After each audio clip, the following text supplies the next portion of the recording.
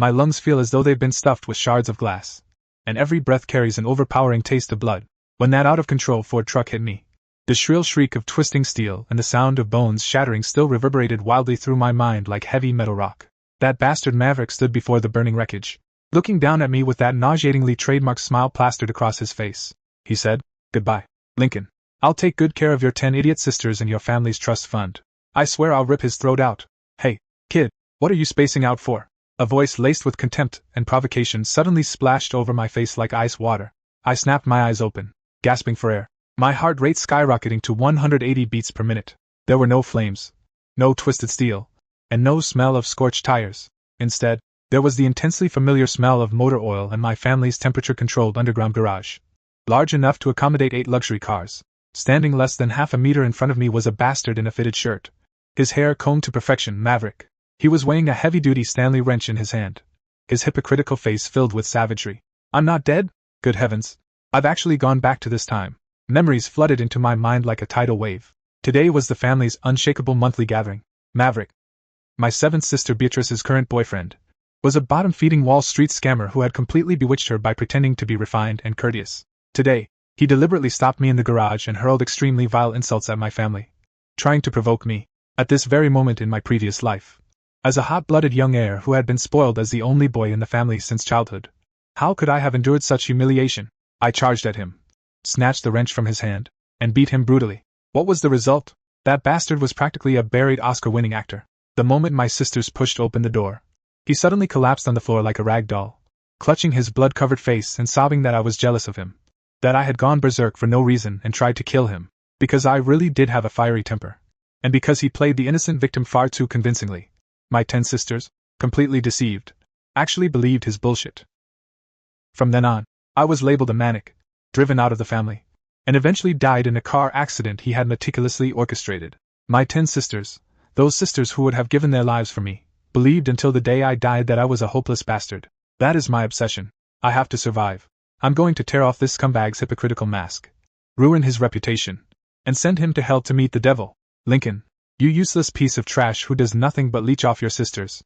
Seeing that I remained silent, Maverick assumed I was too frightened to react. He took a step closer, lowered his voice, and taunted me viciously in a tone only the two of us could hear. "You'll lose everything soon enough. Sooner or later, they'll kick you out of the family." As he spoke, he raised the heavy wrench, a sinister glint flashing in his eyes, and pretended to bring it down on my shoulder. He only wanted to scare me and provoke me into fighting back. In my previous life, this was where I lost control. But now, I looked at the wrench shimmering with a metallic sheen under the garage's cold fluorescent lights, a cold smile curling at the corners of my mouth. Fight back? To hell with fighting back. Since you like playing the victim, today I'll show you what acting on a whole different level really looks like. Not only did I not dodge, I relaxed all the muscles in my body, even leaning forward slightly. Maverick clearly hadn't expected me to put up no resistance at all. His swing with the wrench faltered for an instant, but inertia had already sent the heavy steel crashing viciously into me. I calculated the angle correctly and tilted my head slightly. Bang! A dull impact echoed through the empty garage. The wrench missed my shoulder, merely grazing the left side of my forehead before slamming hard into the hood of the McLaren sports car behind me, leaving a huge dent. A sharp, excruciating pain exploded from my brow bone. Warm blood streamed down my cheek like ketchup being handed out for free, dripping into my eyes and dyeing my vision a glaring crimson. Damn it! Are you crazy? Why didn't you dodge? Maverick was completely flustered now. He looked at his blood-stained hand and wrench, his face instantly turning deathly pale. This wasn't how the script was supposed to go. I covered my forehead and weakly leaned against the sports car, taking advantage of the momentum, watching him panic like an idiot. I spoke in a faint voice that was nevertheless clear enough to be heard. "Maverick, why did you kill me?" The instant my words fell, bang! The heavy fire door leading to the first floor of the villa was kicked open with extreme force, the tremendous noise making the entire garage vibrate and hum. "Lincoln!" An extremely shrill scream, laced with fury, pierced the deathly silence of the garage. I slightly narrowed the eye that wasn't smeared with blood, and through the red filter before my eyes, I saw the most reassuring sight of my life. My 10 sisters came rushing out of the stairwell like a hurricane. Leading the charge was my second sister, Stella, the youngest SWAT captain in Los Angeles. She had been wearing casual clothes today, but the murderous aura radiating from her now was enough to freeze the air. Right behind her was my eldest sister, Victoria, the financial empress who could make or break fortunes on Wall Street. She didn't even notice that one of her high heels, worth several $1,000s, had come off. At the very back was my seventh sister, Beatrice. She covered her mouth, staring at the scene in disbelief. Oh my God! My precious little brother! You're bleeding! Good heavens! Your head! My third sister, a surgeon who normally wouldn't even dare step on an ant, flung herself at my side like a hysterical woman, trembling as she tried to cover my bleeding wound. I gritted my teeth, putting on an expression of extreme pain while trying to comfort them. I gave 2 weak coughs. Cough. Don't worry, sis, I'm fine. Maybe I made Maverick angry. That tremulous green tea line was practically pouring fuel on the fire. You're fine? Half your face is covered in blood. And you're telling me you're fine? Big Sister Victoria's voice was so shrill it seemed capable of shattering glass. Her usual lofty queenly aura had transformed entirely into the fury of a lioness protecting her cub. She whipped her head around and fixed a death stare on Maverick, who was still standing there dumbly, the blood-stained wrench in his hand. Maverick. Victoria ground out his name through clenched teeth, every word like an icy shard forced through the gaps between them. You dared lay a hand on my only little brother?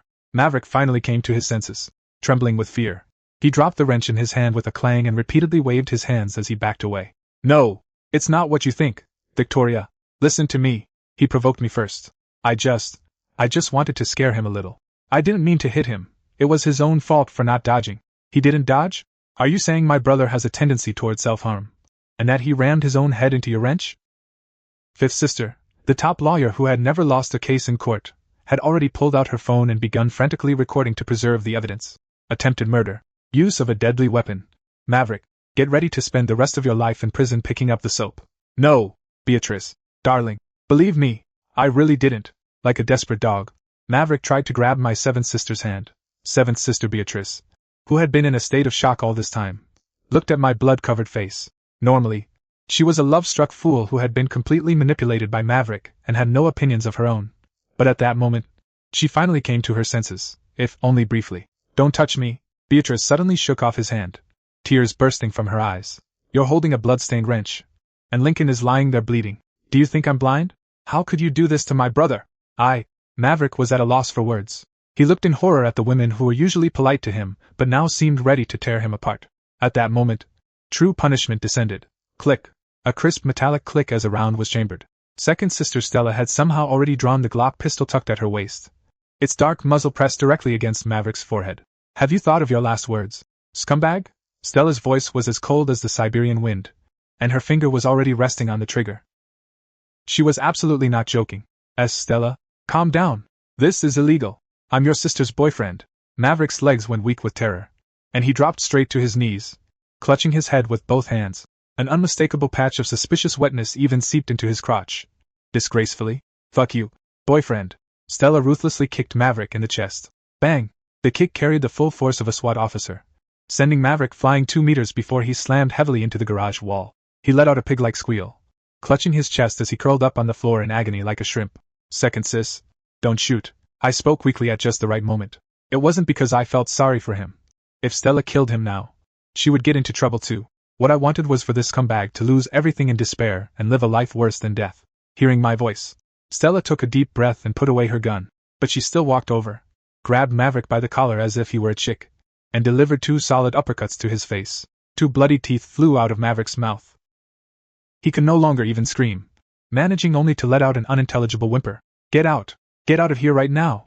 Victoria, the eldest sister, pointed at the garage door, her presence completely overwhelming. From this moment on, if you dare come within half a step of my brother or sister, I guarantee that it won't just be your life, your entire family will disappear from America. Maverick scrambled out on all fours, not even daring to pick up his expensive suit jacket lying on the ground, looking every bit like a stray dog beaten from its home.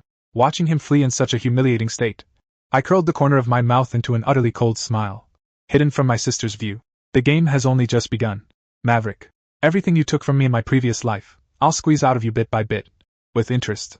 After getting 5 stitches at the hospital and being forcibly kept in a VIP room by my sisters, who watched over me like a critically endangered animal for 3 whole days, I finally returned home.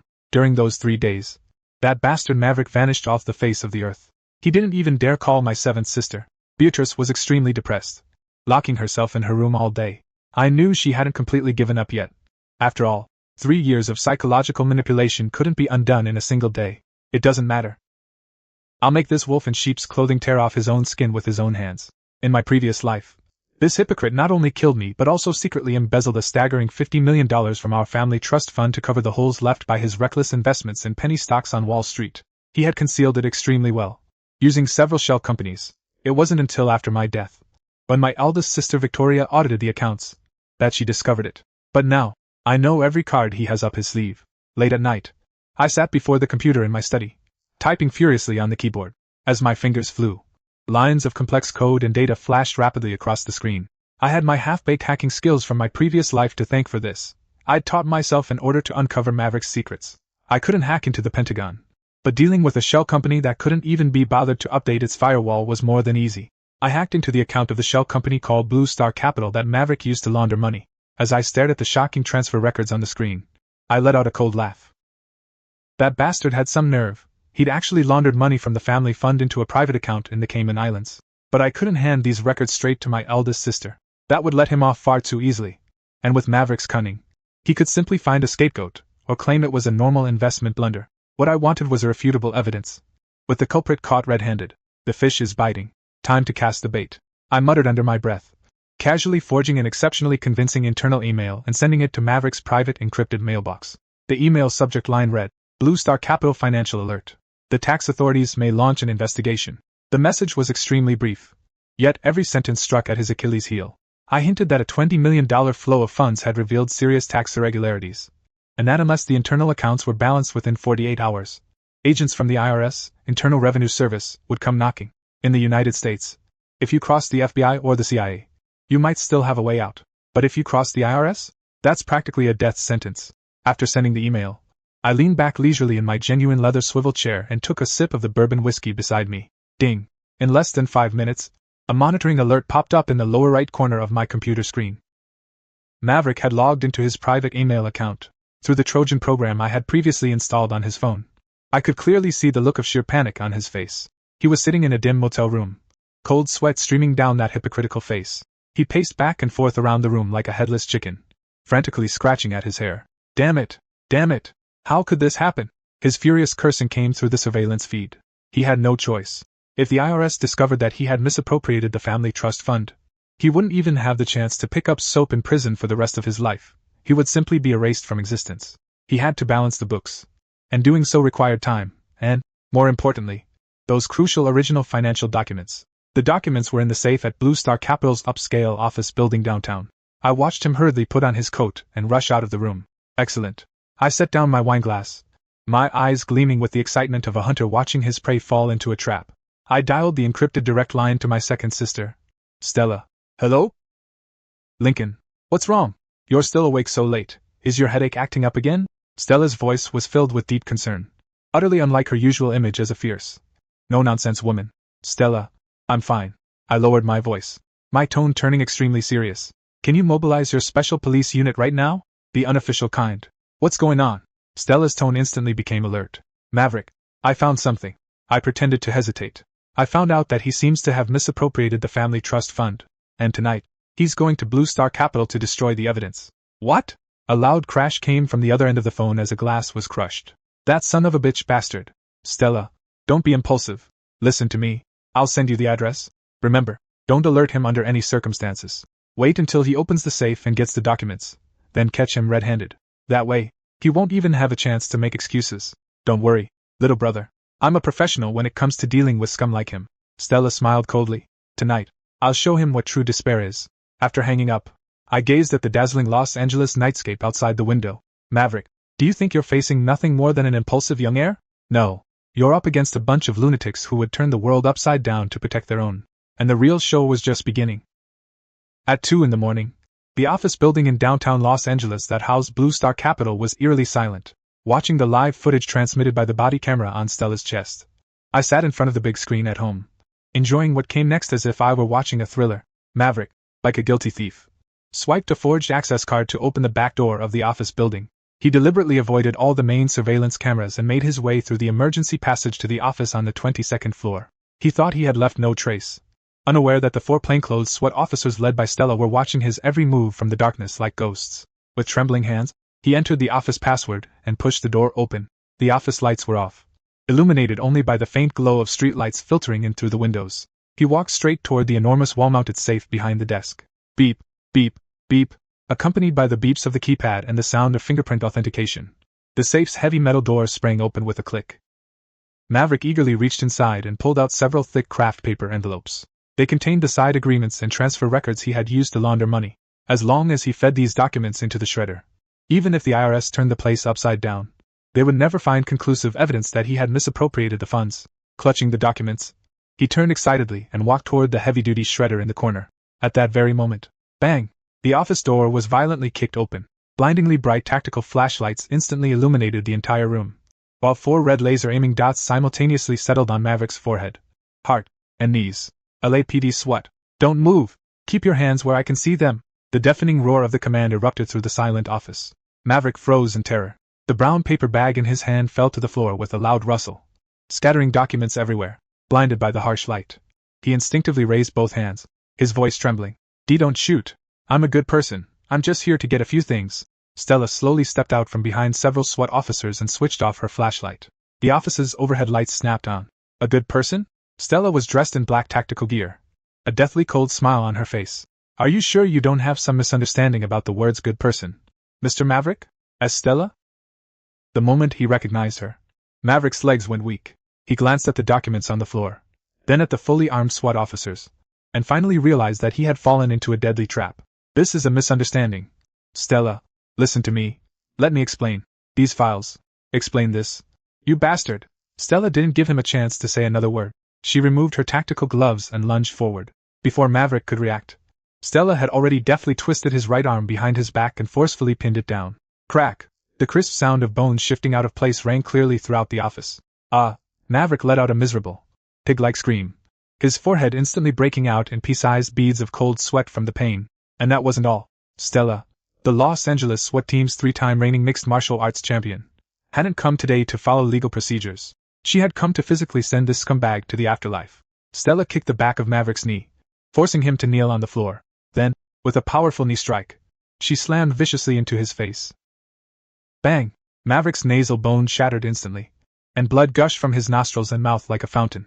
His entire body toppled backward, twitching on the ground like a dead fish. Can't take it already? Stella walked over, grabbed him by the hair, and forced him to raise his bloodied face. When you smashed my brother with a wrench, did you ever think this day would come? Stella, let me go, please. Maverick spat out a mouthful of blood and begged incoherently. Let you go? Fine. Stella let out a cold laugh and released him. Just when Maverick thought he had escaped unscathed, Stella suddenly stomped down hard on the back of his left hand. Crack! It was unmistakably the sound of finger bones breaking. Maverick rolled around on the ground in agony, his screams heart-wrenching. In front of the surveillance monitor, I watched the scene with cold indifference, without a trace of pity in my heart. In my previous life, when he broke both my legs, he had been far more ruthless than this. Put him in handcuffs, seal and secure every one of the documents on the floor. Stella turned and ordered the SWAT officers behind her, her tone once again cold and strictly professional. The charges: commercial fraud, embezzlement of a massive amount of funds, resisting arrest, and assaulting a police officer. 2 SWAT officers stepped forward and hauled Maverick to his feet like a dead dog, then snapped the handcuffs onto him. Stella faced the camera on her body-worn camera and made an all-done gesture. I leaned back in my chair and let out a long breath of stale air. The first step was complete, but I wanted more than his body to be punished. In front of Seventh Sister, I would tear away his hypocritical mask completely and make him suffer the same torment mentally. Maverick, true hell is only now opening its doors to you. Early the next morning, Stella acted swiftly, dumping all the sealed evidence onto the coffee table in the living room of the family mansion. A thick stack of documents, each stamped with Blue Star Capital's official seal, detailed how Maverick had used fabricated projects to transfer a trust fund worth as much as $50 million into overseas accounts. Big Sister Victoria sat in the main seat of the sofa, flipping through the documents, her face so gloomy it looked as though water might drip from it. The other sisters also wore solemn expressions, and the air was thick with suppressed fury. Seventh Sister Beatrice sat in the corner, her eyes red and swollen, her face pale. She still couldn't accept that the perfect boyfriend who had been so gentle and attentive, always doing exactly as she wished, was actually a calculating parasite. This can't be. Beatrice's hand trembled as she picked up a transfer record. He wouldn't do this. He said he invested all his money. He said he wanted to give me a perfect future. Wake up, Beatrice. Fifth Sister, the ruthless lawyer who had always insisted on evidence, interrupted her mercilessly. The evidence is conclusive. His so-called investments were just a way of stuffing our money into his own pockets.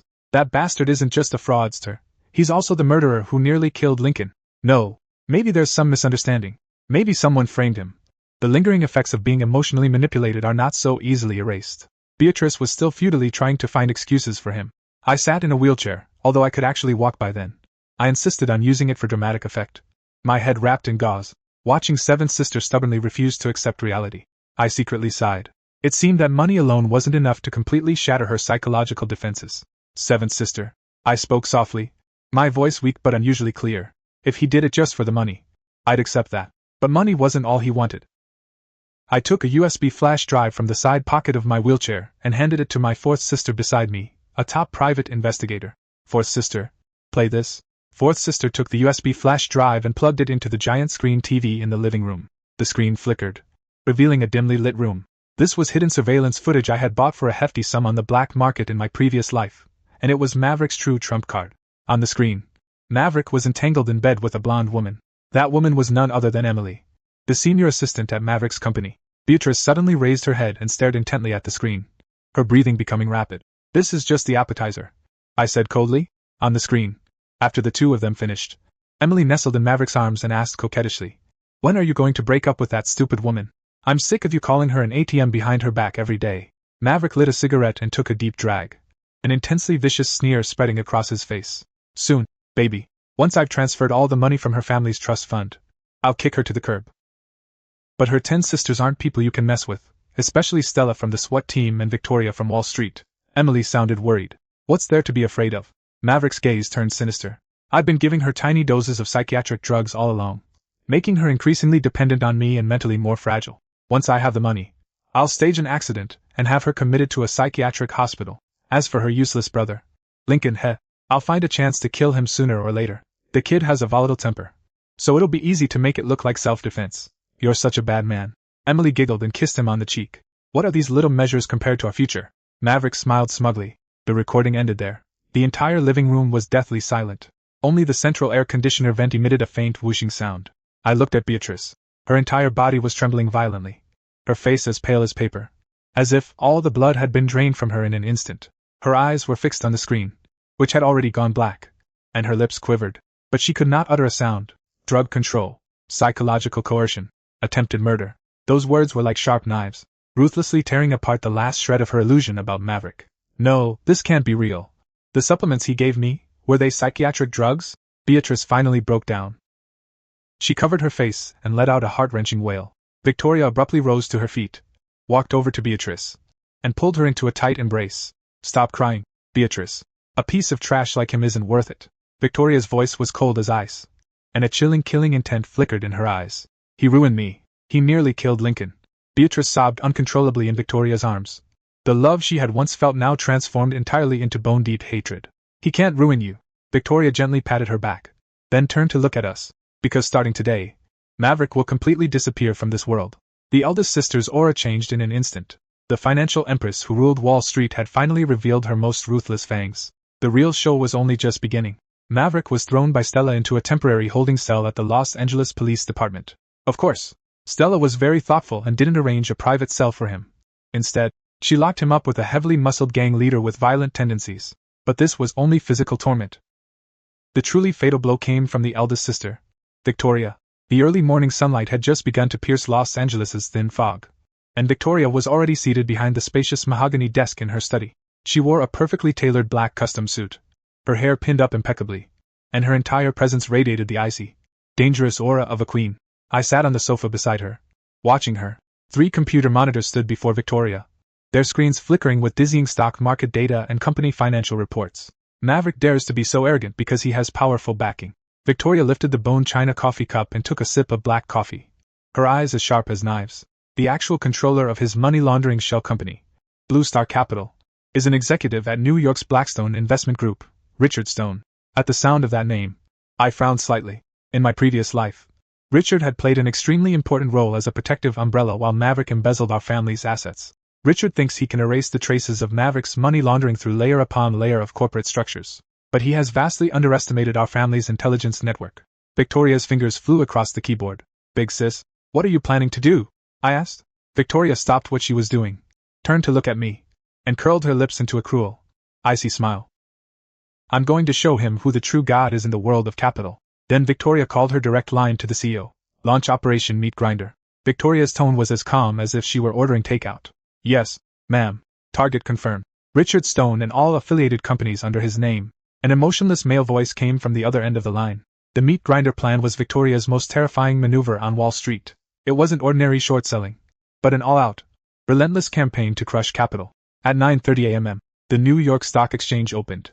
In the very first minute after the opening bell, a tsunami of negative news swept through the entire financial world. The Wall Street Journal, Bloomberg, the Financial Times, the front pages and top headlines of every major financial news outlet were dominated by damaging revelations about Richard Stone, Blackstone executive suspected of massive money laundering. IRS has launched a full-scale investigation. Richard Stone's secret accounts exposed. Source of funds unknown. Blue Star Capital, Wall Street's malignant tumor, exposing the shocking scam behind it. These reports are not groundless rumors. Each article is accompanied by conclusive financial evidence and screenshots of internal emails. These, of course, are masterpieces that Fifth Sister compiled overnight. Next, Victoria mobilized the massive short-selling funds at her disposal. A $1 billion short position slammed directly into the stocks of several publicly listed companies owned by Richard. Like a nuclear bomb, Richard's stocks plummeted in a straight line within less than 10 minutes of the market opening. Like kites with their strings cut. 10%, 20%, 30%. This isn't just numbers fluctuating. It's wealth evaporating at a terrifying rate. Oh my God! I stared at the sickly green curve on the screen and couldn't help but gasp. Although I knew Big Sis was formidable, witnessing this kind of overwhelming business warfare firsthand still left me stunned. Richard was clearly panicking too. He began frantically mobilizing funds in an attempt to prop up the market. But his resistance in the face of Victoria was like a mantis trying to stop a chariot. Victoria sneered and issued another order. This time, she cut off all of Richard's financing channels. After receiving Victoria's hint, the major banks and financial conglomerates on Wall Street instantly became cold spectators. No one was willing to offend Victoria, the financial empress who controlled vast amounts of capital, for the sake of Richard, who was already mired in scandal. By 2 p.m, Richard's funding chain had completely collapsed. The market value of several of his publicly listed companies evaporated by more than $8 billion, directly triggering circuit breakers and forcing their stocks to be suspended. And this still wasn't the end. At 3 p.m, IRS agents and the FBI's Economic Crimes Unit, armed with a search warrant, stormed into Richard's luxurious New York office, handcuffed him, and took him away. In less than 6 hours, a tycoon who was quite well known even on Wall Street had been completely uprooted by Victoria, driven into bankruptcy, and left facing a lengthy prison sentence. He's finished. Victoria closed the laptop, leaned back in her chair, and let out a long sigh of relief. I looked at her and said sincerely, "Sis, you're terrifying." Victoria turned her head and looked at me. The coldness in her eyes instantly melted into boundless tenderness and affection. She walked over and gently ruffled my hair. On Wall Street, I'm a devil who devours people without leaving even their bones behind. But here, I'm just your big sister. Whoever dares lay a finger on you, I'll make sure not even their ashes remain. I leaned against the back of her hand, feeling that long-lost warmth. Maverick's backer had fallen. Next, it was time for this genuine scumbag to learn what it meant to be at the end of the road. In the magical land of Los Angeles, as long as you still had some cash on hand, even if you had just kicked the mayor's chihuahua across the street, those avaricious bail bond agents could get you out before your court date. That was exactly what Maverick did. He used the last $100,000 in cash hidden beneath the motel mattress to buy his way out of that holding cell reeking of sweat and crowded with gang members. But when he walked out of the police station and breathed in the smog of freedom, what awaited him was a world that had completely collapsed. All his bank accounts had been frozen, and all his credit cards had been suspended. News reports everywhere were covering Richard's downfall and the fraud scandal involving Blue Star Capital. The fair-weather friends who had once fawned over him now wouldn't even answer his calls. He had become a complete pariah, unable even to afford a hot dog. A stray dog driven into a corner is most likely to go mad. I had experienced his madness firsthand in my previous life, so I had prepared a special welcome-back gift for him long ago. At dusk, I sent all the security personnel away and sat alone at the private outdoor shooting range on the hill behind the family estate. On the wooden table before me lay a disassembled Remington 870 pump-action shotgun. I was slowly wiping down the barrel with a soft cloth soaked in gun oil. The setting sun stained the sky blood red, while the air was tinged with the faint sense of gunpowder and hay. "Don't move." A hoarse, desperate voice filled with madness came from behind me. Along with it came the cold sensation of a metal gun barrel pressed against the back of my head. I didn't pause even in the middle of cleaning my gun, nor did I turn around.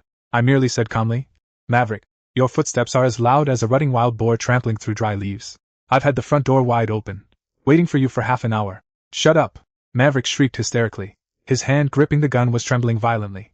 And the barrel kept banging against my skull. It's all your fault. You little bastard, you ruined everything. If you hadn't suddenly gone crazy, I would have gotten my hands on the trust fund by now. And Richard never would have been investigated. I'm going to kill you.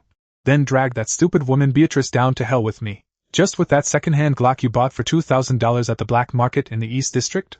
I gently set down the soft cloth in my hand. A mocking, icy smile tugging at the corner of my mouth. It's more than enough to kill you, he roared, the veins on his forehead bulging. His eyes looking especially ferocious from the blood vessels reddening them. Then what are you waiting for? I slowly turned around and stared directly at his twisted face. Deliberately bringing my forehead toward the muzzle of his gun. Pull the trigger. Coward. Prove that. Besides beating women and scamming people, you have at least a tiny bit of pitiful courage. Go to hell, Lincoln. Maverick was utterly enraged by my contempt. He screamed and pulled the trigger with all his might. Click.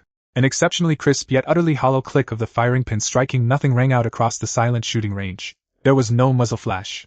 No deafening gunshot. Nothing at all. Maverick froze. He looked at the gun in his hand. Then at me. His eyes filled with incredulous panic. Unwilling to accept it, he frantically pulled the trigger again. Click, click, click. Still. There was nothing but the meaningless clatter of metal. What's going on? This can't be. That guy clearly said this thing worked.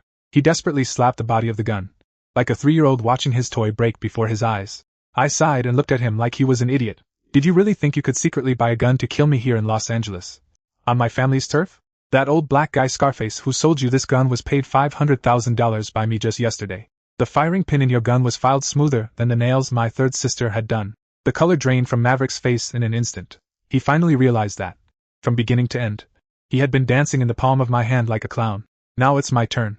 The smile on my face vanished instantly, replaced by the boundless fury that had accumulated from my past life until now. I suddenly thrust out my right hand, seized the wrist of the hand holding the gun, and forcefully bent it outward. Ah!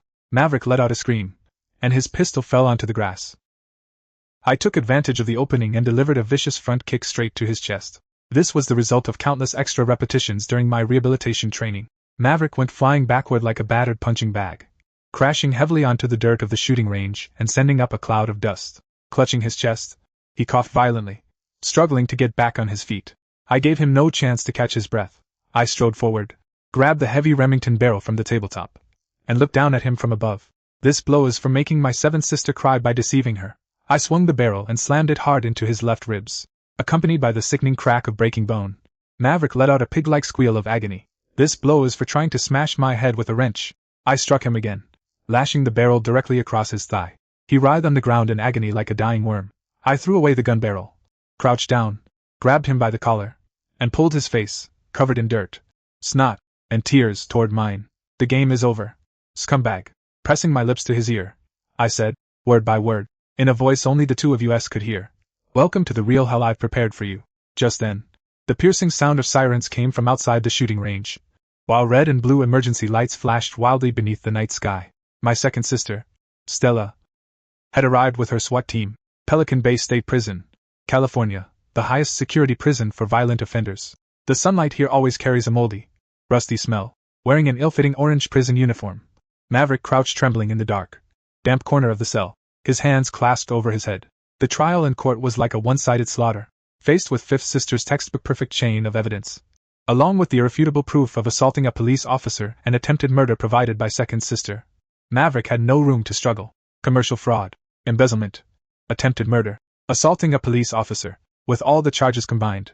The judge sentenced him to 150 years without parole the moment he brought down the gavel. Hey, newbie. A deep, rough voice with a heavy accent rang out in the cell. Maverick raised his head in terror and saw his cellmate, the gang leader who had beaten him senseless in the temporary detention room, the meat grinder Hank. Hank was 6 feet 6 inches tall and weighed over 200 pounds, with muscles bulging like rocks all over his body and a hideous skull tattooed across his chest. Hank approached with a sinister grin, tossing a slippery yellow safeguard bar of soap in his hand. I hear you're a pretty boy who likes to scam money from women, and beat them up, too. Hank looked down at him condescendingly, a bone-chilling glint flashing in his eyes. And no, that's not true, big brother Hank. Let me explain. Tears and snot streamed down Maverick's face as he desperately shrank into the corner. Clack. Hank let go, and the yellow bar of soap traced an elegant arc through the air before landing crisply at Maverick's feet. Pick it up, pretty boy. Hank undid the top button of his prison uniform and bared a mouthful of yellow teeth. Welcome to hell. From now on, I'll be sure to take good care of you every single day. Outside the cell's iron door, Maverick's despairing, piercing screams rang out. But in this abyss of sin, no one cared.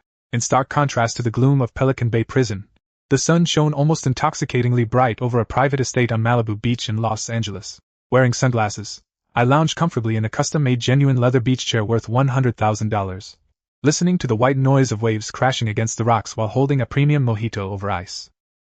The runaway Ford truck from my previous life, the piercing sound of the brakes, and the smell of scorched tires had all become a nightmare that would never happen again.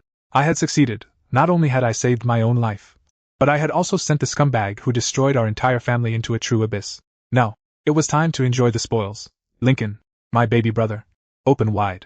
My seventh sister, Beatrice, sat beside me in a flowing silk dress. With her slender fingers, she held an imported crystal grape that had been peeled and seeded, gently feeding it into my mouth. Ever since Maverick's true identity had been exposed, my seventh sister had completely abandoned that scumbag and developed a deep sense of guilt toward me. She no longer even went to the company. Her only task each day was to spoil me in every way imaginable. Thanks, sis. It's so sweet, I chewed with a beaming smile. With a thud, a centurion black card encrusted with diamonds was tossed onto the small round table in front of me. My eldest sister, Victoria, walked over in a sharp swimsuit cover-up and high heels. Her queenly aura was as overwhelming as ever. Lincoln, this is your personal supplementary card with no spending limit. Also, yesterday I bought you a private island in Hawaii.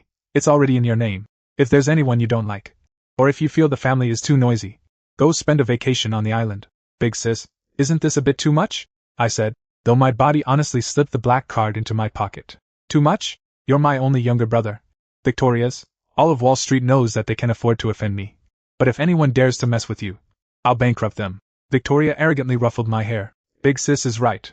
My second sister, Stella, approached from a distance in full tactical gear. She had even set up an invisible infrared security perimeter around the beach chair. Lincoln, I've upgraded the family's security system to Pentagon-level standards. I also hired 2 retired Navy SEAL snipers to protect you from the shadows around the clock. If anyone dares approach you with a wrench again, I guarantee their head will explode like a watermelon within 0.1 seconds. Second sis, you really don't need snipers in your own backyard. I glanced at the faint glint of a sniper scope in the bushes nearby and gave a helpless, wry smile. Next, my third sister brought her private medical team to give me my daily full health checkup. My fifth sister placed several newly revised trust fund documents in front of me, specifying that I held absolute veto power. The remaining sisters gathered around me as well, some massaging my shoulders, others fanning me, chattering excitedly about which Michelin 3-star chef to invite over to cook dinner that evening. Looking at these 10 breathtakingly beautiful sisters, each a force to be reckoned with in her own field, yet willing to transform themselves into overprotective little brother fanatics for my sake, I took a deep breath of the fresh, sea salt-scented air. In my previous life, I was labeled a manic and died a miserable death filled with hatred, watching my family fall apart. In this life, I personally tore away the hypocrites' masks and reclaimed everything. Work hard? To hell with all that striving. With 10 stunning older sisters who wielded immense power and were hopelessly devoted to their little brother, the only task Lincoln had in this life was to become, with a clear conscience, the ultimate spoiled rich kid adored by his entire family, and race all the way down this exhilarating path of lying flat. The end.